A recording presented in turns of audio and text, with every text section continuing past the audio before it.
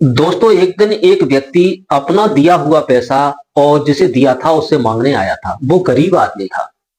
उससे कहा, भाई मेरा पैसा लौटा दो, हम पैसा लेने आए हैं। तो जिसने पैसा लिया था उसकी हालात कुछ ज्यादा खराब होते हैं। दोनों हाथ जोड़ता है और कहता है कि साहब, 1 महीने का समय दे दीजिए, मैंने व्यवस्था कर रखी है, कुछ मजदूरी है, मेरी पत्नी की बीमारी से मौत हो गई है, मैं उजड़ चुका हूँ, टूट गया हूँ, मेरी बात सुन लीजिए। जब वो मना करता है, थोड़ा समय का समय मांगता है, तो वो आदमी उसे गाली गलौज और हाथापाई करने लगता है। उसकी एक ही बेटी होती है, जवान बेटी, 22-23 साल की उम्र होती है। वो निकल के आती है, अपने पिता को बचाती है और जमींदार से कहती है, साहब ऐसा थोड़ी होता है। जब वो पैसे वाला उस लड़की को देखता है तो उसकी आंखें फटी की फटी रह जाती है। सोचता है कि इसके साथ, इसके घर में इतनी सुंदर बेटी। सोचने लगा, पैसा शाम तक मुझे चाहिए। उसने विचार किया, अगर पैसा नहीं मिला तो इस लड़की को एक रात अपने पास जरूर रखूंगा, मेरा पैसा सारा पड़ जाएगा। उस व्यक्ति की हेकड़ी चलती थी। वो यही बात कह करके वहां से चला जाता है और लड़की अपने पिता को घर ले जाती है। दोस्तों, वो आदमी शाम को फिर अपने गुंडों के साथ उसके घर आ जाता है और उसे पुकारता है, आवाज लगाता है कि पैसे हैं या नहीं है, पैसे मुझे आज चाहिए। वो साहब कहता है कि सर पैसे तो नहीं है, मुझे मारो, सुबह से शाम तक मार डालो, लेकिन पैसे अभी नहीं है। तभी वो जबरदस्ती करता है और उसकी बेटी को जबरन उठा ले जाता है और अपने बंगले पर ले जाकर उस बेटी के साथ ऐसा काम करता है जो आपने कल्पना नहीं की होगी, कि एक गरीब की बेटी के साथ पैसे के पीछे उसकी इज्जत को तार तार कर दिया और धक्के मार के सुबह उसे घर से निकाल दिया। और दोस्तों, जो लड़की ने फिर जो किया, आप कल्पना नहीं करेंगे कि वो जमींदार को सारी जिंदगी के लिए कहीं का नहीं छोड़ा। दोस्तों, इस कहानी को सुनेंगे तो आपके पैरों तले जमीन खिसक जाएगी। थोड़ा समय निकालकर इस कहानी को अवश्य सुनिए, क्योंकि गरीब लोगों की माँ बहन बेटी पर लोग पैसा देकर उनकी इज्जत से खिलवाड़ करते हैं। तो आइए, ज्यादा समय न लेते हुए इस कहानी को शुरू करते हैं। बस कहानी शुरू करने से पहले आपसे भाई एक रिक्वेस्ट है, अगर हमारे चैनल पर नए हैं तो चैनल को सब्सक्राइब करें, वीडियो को लाइक करें, ताकि हमारा हौसला बढ़ता रहे। दोस्तों, ये कहानी शुरू होती है राजस्थान के सीकर से। एक गांव है वहां की। वहां एक छोटा सा परिवार रहता था, जिसमें परिवार में प्रकाश चंद्र थे और उनकी पत्नी थी राधा, और उनकी एक बेटी थी जिसका नाम शांति था। पत्नी की कारणवश मौत हो जाती है, इलाज बहुत करवाया, लेकिन पत्नी बच नहीं पाई, उनकी मौत हो जाती है। अब प्रकाश जो थे टूट जाते हैं, बहुत सारा सर पे कर्ज हो जाता है। गांव के ही एक जमींदार से कुछ पैसा ले लिया था, 4-10 हजार रुपए। वो बेचारे चलते उसका पैसा नहीं दे पाते हैं। अब अपनी बेटी की परवरिश करते हैं, बेटी जवान है और पत्नी को 3 साल हुए मौत हो जाती है। दोस्तों, अब अपनी बेटी की शादी देखें या कर्ज जो सर पर चढ़ा है वो देखें। बेटी के साथ मजदूरी करने जाते हैं। बेटी बहुत सुंदर थी, मजदूरी के लिए पिता का हाथ पटाती थी। कुछ महीने, 4-6-10 महीने के बाद वो जमींदार जो गांव का होता है और प्रकाश के घर पैसे के लिए चला जाता है। पैसे के लिए पहुंचता है तो आवाज लगाता है। प्रकाश कहते हैं कि साहब, अभी थोड़ा समय है, मैं तुम्हारा पैसा इंतजाम कर दूंगा। लेकिन वो व्यक्ति उसे गाली गलौज करने लगता है और उसके साथ हाथापाई भी करने लगता है। यह शोर शराबा सुनकर उसकी जवान बेटी जो शांति घर में थी वो निकल कर आती है, अपने पिता को धक्का मुक्की करते हुए सेठ से छुड़ाती है और कहती है, सेठ जी ऐसे पैसा नहीं मांगा जाता है, तुम्हारा पैसा सब दे दिया जाएगा, मेरे पिता गरीब हैं तो क्या है।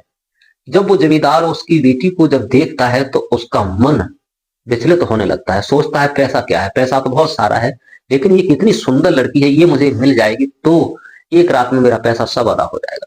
वो चला जाता है और कहता है, अगर पैसा नहीं दिया तो सोचना क्या तुम्हारे साथ हो सकता है।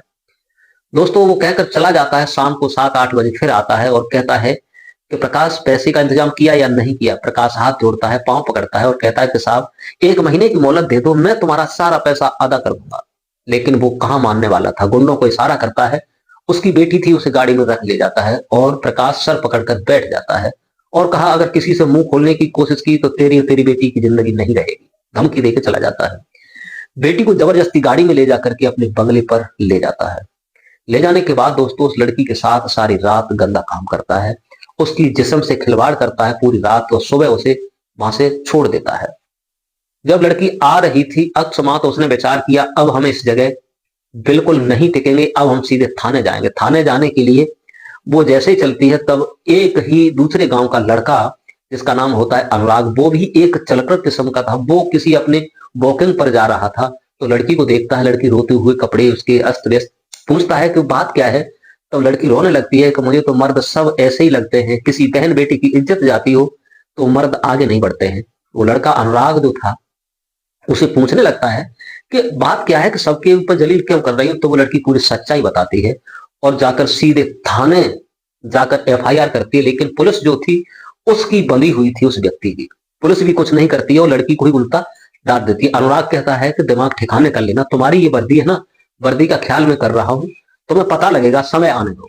वो लड़का उस लड़की को वहां से सीधा ले जाता है और सीधा आईजी पास के पास, सीधा उसके लिंक थे वहां पहुंचता है। हकीकत बात जब लड़की बताती है, बताने के बाद और जो थाने में गई थी दरोगा जी को वहीं से खिंचाई की जाती है। तुम्हारे पास लड़की आई थी शांति नाम की, उसकी इज्जत को लूटा जमींदार ने और तुमने धक्के मारकर उसे भगा दिया, ये कहाँ का नियम है। इसी समय इसी वक्त मैं लड़की की रिपोर्ट मैं चेकअप करवा रहा हूँ और इसकी डॉक्टरी होगी और तब पता चलेगा लड़की सच है या झूठ, उसका भी चेकअप होगा। अब दरोगा हिल जाता है, उसे फोन करता है कि ऐसे ऐसे लड़की आईजी साहब के पास पहुंची है, बहुत लंबी पहुंच है। फौरन नहीं दोस्तों, उसे अरेस्ट, वही पुलिस जो उसके इशारे पर नचती थी उसे अरेस्ट करती है, उसका चेकअप किया जाता है। जब डॉक्टर दोनों लड़की की उसकी होती है तो वो दोषी पाया जाता है। दोस्तों जब ये आईजी साहब देखते हैं तो कोर्ट में पेश किया जाता है, कुछ समय लगता है, वो जेल में चला जाता है और उसकी सजा हो जाती है, आजीवन कारावास हो जाता है। अब लड़की जो थी घर आती जाती है अपने, और अनुराग ने कहा अगर तुम्हें किसी चीज की आवश्यकता हो तो मुझे बताना, मैं तुम्हारी हर तरीका से मदद करूंगा। उसके पिता जो प्रकाश जब इस बात को देखते हैं संज्ञान में, मेरी बेटी की इज्जत को, मेरी बेटी को वहां तक पहुंचाने में, क्योंकि गरीब लोगों का ये यही शोषण किया करता था, उसे मुक्ति मिल जाती है। हाथ जोड़कर प्रकाश कहता है कि बेटा अगर तुम्हारे घर में कोई उजर ना हो तो मेरी बेटी तुम्हारे घर में चौका बर्तन करती रहेगी, नौकरानी बना के रख लो, इसे कौन रखेगा, इसकी इज्जत से खिलवाड़ किया है।